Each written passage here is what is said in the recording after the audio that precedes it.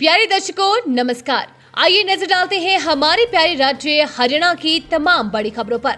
Video शुरू करने से पहले कमेंट बॉक्स में जय हिंद लिखकर हमें सपोर्ट करें। तो चलिए शुरू करते हैं।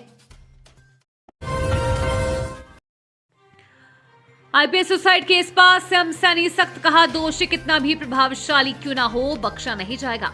मुख्यमंत्री नाम सिंह सैनी ने आईपीएस अधिकारी वाई पूरन सिंह की मौत को बेहद दुखद घटना बताया। शनिवार को पंचकुला में हुई भाजपा प्रदेश कार्यकारिणी की बैठक में दिवंगत अधिकारी को श्रद्धांजलि दी गई और 2 मिनट का मौन रखकर आत्मा की शांति के लिए प्रार्थना की गई। मुख्यमंत्री सैनी ने कहा कि जैसे ही जापान में आईपीएस वाई पूरन सिंह के निधन की सूचना मिली तो सरकार ने उनकी पत्नी को ढांढस बंधाया और अधिकारियों को सहायता के लिए भेजा। उन्होंने कहा कि दोषी चाहे कितना भी प्रभावशाली क्यों ना हो उसे बख्शा नहीं जाएगा।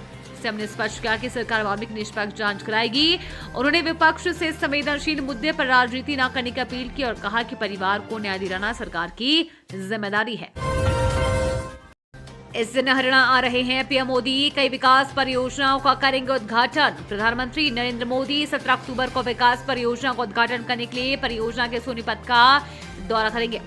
प्रधानमंत्री का यह दौरा राज्य के विकास को नई गति और दिशा देगा। विकसित भारत विकसित हरियाणा के संकल्प को और मजबूत करेगा। मुख्यमंत्री नाम सिंह सैनी ने शुक्रवार को प्रधानमंत्री के कार्यक्रम की तैयारियों की समीक्षा के लिए विभिन्न विभागों के अधिकारियों के साथ बैठक की और आवश्यक निर्देश जारी किए। उन्होंने निर्देश दिए कि कार्यक्रम से संबंधित सभी व्यवस्थाएं समयबद्ध और समन्वित तरीके से पूरी की जाए। उन्होंने उन परियोजनाओं की भी समीक्षा की जिनका उद्घाटन या शिलान्यास होना है। मुख्यमंत्री ने अधिकारियों को कार्यक्रम की समय सारणी, रूट प्लान, सुरक्षा और भीड़ प्रबंधन रणनीति को अंतिम रूप देने और ये सुनिश्चित करने के निर्देश दिए कि सभी बुनियादी ढांचे कार्यक्रम स्थल की तैयारियां निर्धारित समय सीमा के भीतर पूरी हो जाए।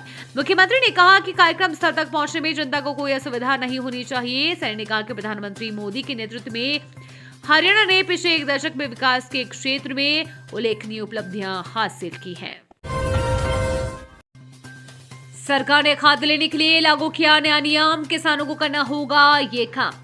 हरियाणा सरकार ने खाद्य वितरण प्रणाली में बड़ा बदलाव करते हुए इसे अब पूरी तरह मेरी फसल मेरा ब्यौरा पोर्टल से जोड़ दिया है।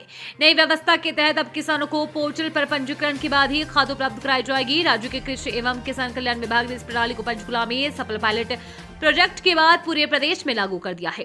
कृषि विभाग ने बताया कि इस व्यवस्था को केंद्र सरकार की मंजूरी मिल चुकी है। मंजूरी के बाद इंटीग्रेटेड फर्टिलाइजर मैनेजमेंट सिस्टम को मेरी फसल मेरा ब्यौरा पोर्टल से जोड़ दिया गया है। विभाग की ओर से किसानों को पंजीकरण कराने के लिए मैसेज भेजने शुरू कर दिए गए हैं। कृषि विभाग के अनुसार किसानों को खाद उपलब्ध कराने के लिए फिलहाल कोई अतिरिक्त नियम या शर्त नहीं रखी गई है। सिर्फ पोर्टल पर पंजीकरण कराना पर्याप्त है। पॉइंट ऑफ सेल मशीन पर किसान का पंजीकरण नंबर अब बायोमेट्रिक सत्यापन के बाद ही खाद दी जाएगी। प्रदेश में नई व्यवस्था बुधवार से लागू कर दी गई है। अब किसान केवल आधार कार्ड दिखाकर खाद नहीं ले सकेंगे। पूरी प्रक्रिया ऑनलाइन होगी और बायोमेट्रिक मशीन पर किसान का अंगूठा लगने के बाद ही खाद वितरित की जाएगी। जेपीवी टिम्बर फैक्ट्री में लगी भीषण आग, फायर ब्रिगेड की गाड़ियां आग बुझाने में जुटी। यमुनानगर के लक्कड़ मंडी स्थित जेपीवी टिम्बर फैक्ट्री में देर रात अचानक आग लग गई। देखते देखते आग ने विकराल रूप ले लिया है। आग बुझाने के लिए फायर ब्रिगेड की 100 से ज्यादा गाड़ियां लगी हुई है, लेकिन अब तक आग पर काबू नहीं पाया गया। बता दें कि जेपीवी टिम्बर फैक्ट्री में जहां आग लगी है वहां लक्कड़ के बॉक्स बनाने का काम होता था, जिससे पूरी फैक्ट्री में आग का तांडव देखने को मिला। हालांकि जिस समय आग पर काबू पाया जा रहा था वहां फैक्ट्री का एक हिस्सा आग की भेंट चढ़ चुका था, जिसके चलते फायर कर्मचारियों के लिए एक और बड़ी चुनौती सामने आ गई। आग की लपटें इतनी ऊंची और भयंकर उठ रही थी कि फैक्ट्री के अंदर जाना भी काफी मुश्किल था। कड़ी मुश्किल के बाद फैक्ट्री के एक हिस्से का दरवाजा खोलकर कर्मचारियों ने अंदर जाकर आग पर काबू पाने का प्रयास शुरू कर दिया। फिलहाल काफी हद तक फायर कर्मचारियों ने आग पर काबू पा लिया है। अब जेसीबी की मदद से लक्कड़ को इधर उधर कर आग को ठंडा करने का काम किया जा रहा है। हालांकि आग कैसे लगी इसके बारे में अभी तक कोई कुछ भी स्पष्ट नहीं हो पाया है। टैंकर से पानी पीने पर युवा की पीट कर हत्या, मजदूरी करता था मृतक। बहादुरगढ़ में मामूली कहासुनी के चलते एक युवक की बेरहमी से पीट कर हत्या कर दी गई। मृतक की पहचान उत्तर प्रदेश निवासी 25 वर्षीय रोहित के रूप में हुई है, जो बहादुरगढ़ की चिकारा कॉलोनी में रहकर दिहाड़ी मजदूरी करता था। मौके पर पहुंचे पुलिस जांच शुरू कर दी है। जानकारी के अनुसार रोहित ने गुरुवार सुबह करीब 11 बजे एक प्राइवेट पानी सप्लाई टैंकर से पानी पी लिया था। टैंकर सप्लाई ने उसे ऐसा करने से रोका, लेकिन रोहित के जबरदस्ती नल खोलकर पानी पीने की बात सामने आई है। इससे गुस्साए सप्लायर और टैंकर चालक ने मिलकर उसकी जमकर पिटाई कर दी। इस मारपीट के बाद रोहित अपने कमरे पर चला गया, लेकिन रात होते होते उसकी तबीयत बिगड़ गई। परिजन उसे अस्पताल लेकर पहुंचे, जहां इलाज के दौरान उसने दम तोड़ दिया। परिवार का आरोप है कि रोहित ने सिर्फ प्यास बुझाने के लिए पानी पिया था, लेकिन उसे निर्दयता से मारा गया। सूचना मिलने पर पुलिस मौके पर पहुंची और जांच शुरू कर दी है। मृतक के परिजनों के बयान पर मामला दर्ज कर लिया गया है। हालांकि अब तक किसी आरोपी की गिरफ्तारी नहीं हुई है। फिलहाल पुलिस जांच में जुटी है, जबकि स्थानीय लोगों ने दोषियों की जल्द गिरफ्तारी की मांग की है। पब्लिक हेल्थ का क्लर्क रिश्वत लेते रंगे हाथ पकड़ा, फाइलें रोककर रखता था घूसखोर।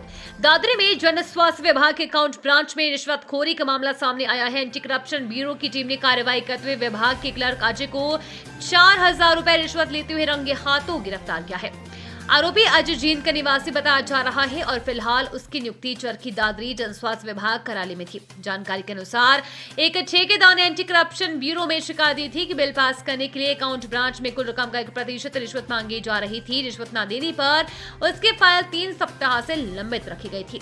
शिकायत पर निरीक्षक जयसिंह के नेतृत्व में टीम गठित की गई और योजनाबद्ध तरीके से जाल बिछाएगा। देर रात टीम ने आरोपी अजय को ठेकेदार से 4000 रुपए रंगे हाथों पकड़ लिया और उसे गिरफ्तार कर लिया गया।